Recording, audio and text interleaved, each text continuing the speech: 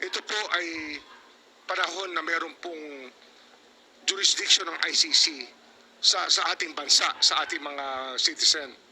Ngunit katapos nun, nawala na ho yung hindi na ho natin maaring kilalanin sapagkat umatras po tayo sa pamagitan sa ICC nung inatras po ni President Duterte noong 2017 na naging effective lamang noong 2018. Madam Chair, if I may. Yes, Senator. Siguro, Secretary Remulla, you are aware about the dalawang dissenting opinion na sinabi ng dalawang membro ng pre-trial chamber ng ICC na nagsasabi na yung jurisdiction, about temporal jurisdiction, ang magti-trigger lamang ng investigation is yung paghihingi ng pag-request ng permission ng prosecutor to the ICC. At ito'y ginawa nila 2 years after nag-effect yung ating withdrawal from the ICC. Ginawa po nila yan 2 years. Kaya nga dalawang dissenting opinion yun eh. So sana, kung tayo, if you want to interpret itong mga bagay-bagay na ito, sana we have to interpret it in favor of our people. Tao natin ito eh. Pilipino ito. Bakit natin papaboran yung mga foreigner na mga banyaga na yan? Sila na nga nagsabi. It was the request for to conduct investigation was triggered 2 years after nag-effect yung ating withdrawal. But then again, Madam Chair, I will leave it at that. Please continue.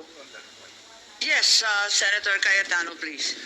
Just a manifestation on that point, and of course, our friend, the DOJ Secretary, can rebut or give a retort. Magandang hapon po sa inyong lahat. Justice Ascuna, thank you very much po for giving us time and being here today. Actually, isang main contention siguro yung residual power sa case sa Supreme Court, and as the Justice Secretary said, it's sub judice, and of course everyone will be waiting for the decision of the Supreme Court. Ang point ko lang kasi, both sides, the pro-Duterte, anti-Duterte, want accountability. The pro-Duterte feels that the accountability is the drug lords, etc. And if President Duterte did something that amounts to a crime, pero ang accountability dapat dito sa Pilipinas at tamang proseso. So doon naman sa gustong i-hold, anti-Duterte gusto siyang i-hold accountable, siguro naman it's safe to assume that they also want yung tamang proseso.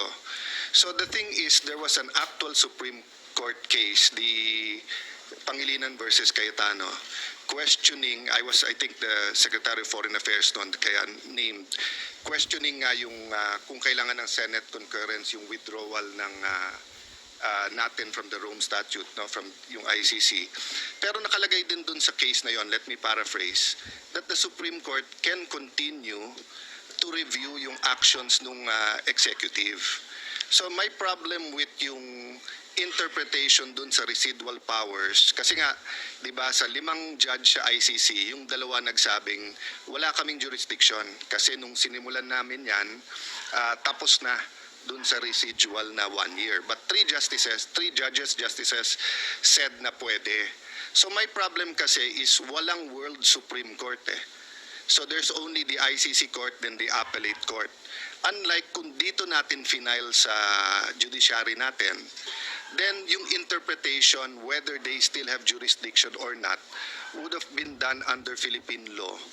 And President Duterte would have been able to present his case not only as to jurisdiction but as to whether or not there is probable cause. So I'll stop there, Madam Chair. And I think this is a point of disagreement, but I just like to manifest that, no, that we can argue back and forth whether or not may jurisdiction ng ICC, and the reality is nandun na si President Duterte. But for future cases, whether it's Senator Bato or others named, I gave 2 examples. No, if suddenly there's a witness from Marawi and they said that our troops killed children and women, and then nag-issue ng arrest ang ICC, or if the military suddenly uncovers a mass grave in any part of the country and says na nilibing yan during 2011 to 2015, I want to know whether the ICC can issue a warrant and then pwedeng idiretso na silang i-expel, i-deport, or whatever we call it. And I guess in the finality, Secretary, is that the Supreme Court will rule on that. No? But just to clarify matters, I want to put that on record. That's what I want clarified, Madam Chair. Thank you. Maraming salamat kay Senator Cayetano. Gusto ko lang ipaalala, and I think Executive Director Alcantara is here. In the diffusion notice, if we will recall, on the second page, apakaliwanag na nakalagay with a view to extradition. Walang binabanggit na surrender. With a view to extradition and assurances given that extradition will be sought. Dalawang beses inulit ng Interpol to. Extradition is explicit. Secretary Remulla, kung ang obligasyon natin, extradition. Pati yung Interpol, yan ang sabi. Sila ho ang mag-file ng extradition, hindi po tayo. Hindi ho namin option yun. Yung po option po nila yun. Hindi namin option yun. Kasi ang option lang po namin, surrender lang. At sasagutin natin ang extradition kung sila po ay mag-file. Liwanagin natin. Under the law po.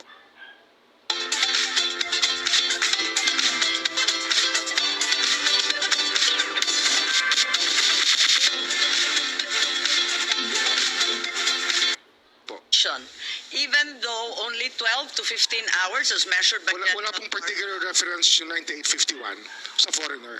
Ito po sa offender lang ho, sa accused. Yun lang po ang reference ng 9851. Makikita natin, kasi kinalkal na natin dito sa Senado, nanggaling rin sa Senado yan, na ang nakasaad sa Article 17, yung dulo, RA 9851, talagang maliwanag na surrender para sa foreign national. Ilang beses na rin pinaliwanag ni Attorney Medina yan sa first and second hearing na maliwanag na para sa foreign national yan.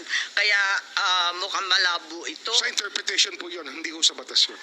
Nasa transcript po, ang liwaliwanag, may amendment si Senator Subiri at the time, nakalista lahat ng bill spending, pare-pareho po ang referral sa foreign lang, hindi po pwede sa Pilipino. Hindi bale, tulad nga ng sinabi ni Senator Cayetano, we agree to disagree, hindi po pwede para sa amin, maliwanag. And I'd like to call on Justice Ascuna at this juncture. Reference has been made to RA 9851, yung Article 17 nga na sinasabi, na sa ngayon, hindi na yung Rome Statute kasi post-2019 na tayo, no? So, ang huling kataga, pursuant to the applicable extradition laws and treaties. It's very clear, it's the last sentence of Article 17. And in an interview, the former Supreme Court Justice Adolfo Ascuna opined that surrender must be made pursuant to an applicable treaty. And since the Philippines is no longer a party to the Rome Statute, what then is the applicable treaty? Wala nang treaty. Dahil ang ini-invoke nga yung Rome Statute, wala na ngayon. Siguro si Justice Ascuna mas mahusay magpaliwanag. Thank you very much, Madam Chair.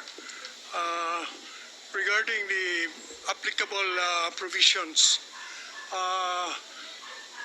the justification given by government for the surrender of former President Rodrigo Duterte to the ICC consists of two grounds. One is the warrant of arrest issued by the ICC and served through the protocol of the Interpol. The other is Section 17 of Republic Act 9851, which is the Philippine IHL law, and which provides that if a person is already being investigated for the crimes covered by this act, which includes crimes against, which includes the crimes for which President Duterte is being charged, is already being investigated by an international tribunal. The relevant Philippine authorities may surrender such person to the International Tribunal, but it adds pursuant to the applicable extradition laws and treaties. Ngayon, ang tanong, ito bang last sentence na ito, which provides for the requirement that the surrender should be pursuant to applicable treaties, is still applicable since we don't have anymore the Rome Statute. Sa palagay ko po ay it's either we have the Rome Statute or not.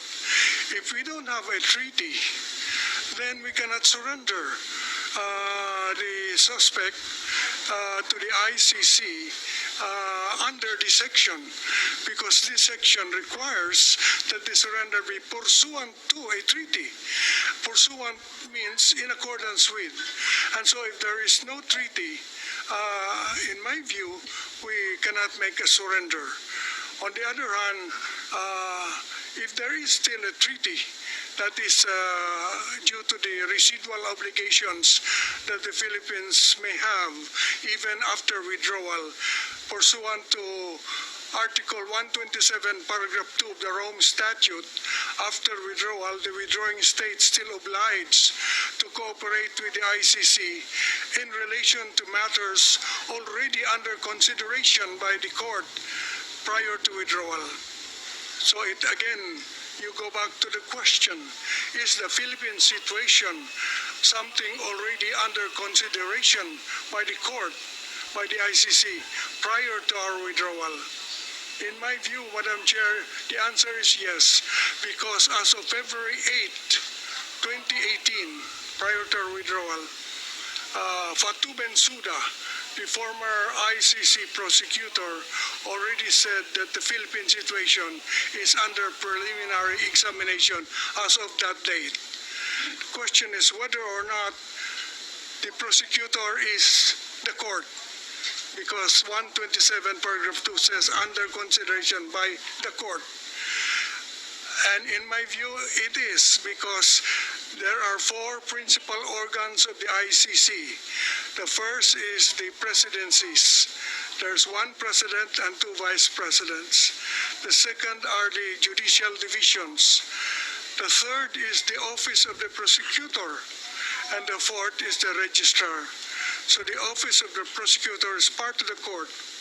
Therefore, when Article 127, Paragraph 2 says the matter must be under consideration by the court at a time before withdrawal, it includes consideration by the prosecutor.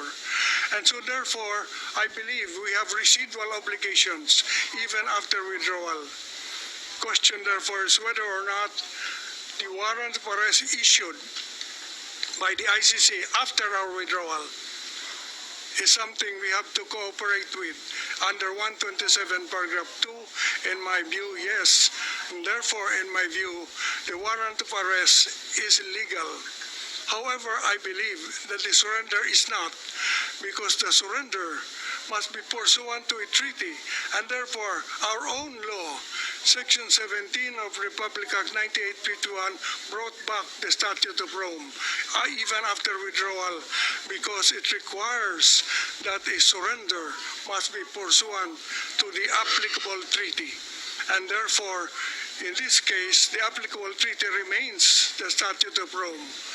And thus, we have to follow Article 59 of the Statute of Rome, which requires that the custodial state, namely the Philippines, must first bring the arrested person to a local court to determine two things: whether or not the person is really the one named in the warrant. Second, whether or not the person has been informed of the charges against him or her. This was not done. Therefore, there was, in my view, a violation in the act of surrender. However, Madam Chair, this is in the forum of the Philippines, but in the forum of the ICC, different rules apply. The rule in international law, Madam Chair, is that procedural laws are governed by the forum. So procedural safeguards are applicable only to the forum. If the Philippine Bill of Rights, for instance, which says that no person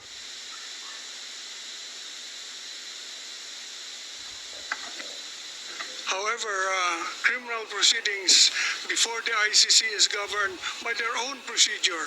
This is in accordance with private international law, that procedures governed by Lex Fori, the law of the forum. And therefore, we go to the procedure in the ICC.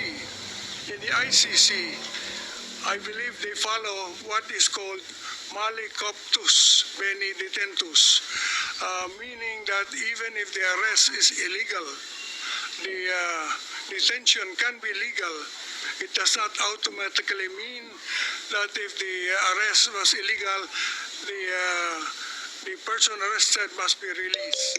They will balance, it's a balancing act. They will balance the illegality of the arrest with the need to prosecute someone for very serious offenses under international law. And in their view, the balance weighs in favor of prosecution. They will prosecute, notwithstanding the violation of the procedure in the arrest and in the surrender, I mean. Therefore, it depends on whether you're talking about Philippine Forum or the ICC. The ICC, I believe, will follow their own procedure. Whereas in the Philippines, as it is now pending in the Philippine Supreme Court, in my view, there is a violation and there will be consequences for that violation. Thank you, Madam Chair. Thank you very much,